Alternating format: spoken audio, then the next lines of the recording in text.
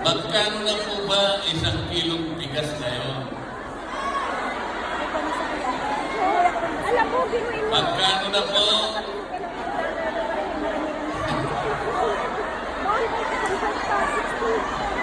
Natupad po ba yung pangako?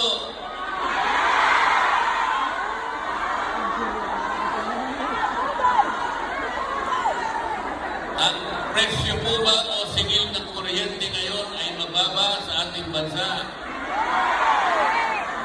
Ngunit ang pangako po ng batas kailangan po maidulot sa lahat ng Pilipino ang kuryente, serbisyo ng kuryente sa murang halaga.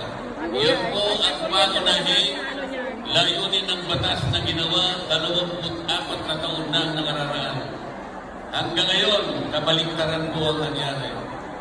Ang singil po ng kuryente sa ating bansa ngayon ay pinakamataas sa buong Asia. At ang nakakalungkot ako habang kayo ay nandito, alam po namin kayong lahat ay nagsasakripisyo sa inyong pamilya. Isipin po ninyo, yung pananatili nyo sa ibang bansa, hindi nyo nakakapiling ang inyong mga anak at mga mahal sa buhay. Napakasakit po no? Ngunit, nagsasakripisyo kayo sapagkat gusto ninyong kuminhawa ang kanilang buhay. Ganon din sana ang naisin ng bawat isa sa atin. Sana po'y makabalik kayo sa ating bansa na ang kondisyon ay hindi na ganito.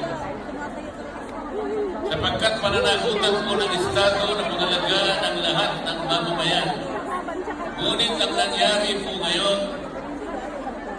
ang katiwalian at korupsyon sa ating bansa ngayon ay lubog na ang ating bansa. Baka hindi po ninyo alam, halos 30% ng pera ng kabagbayan ay napupunta sa bulsa ng ilan. Ano po ang epekto nito sa atin ngayon? Lalong lumubha po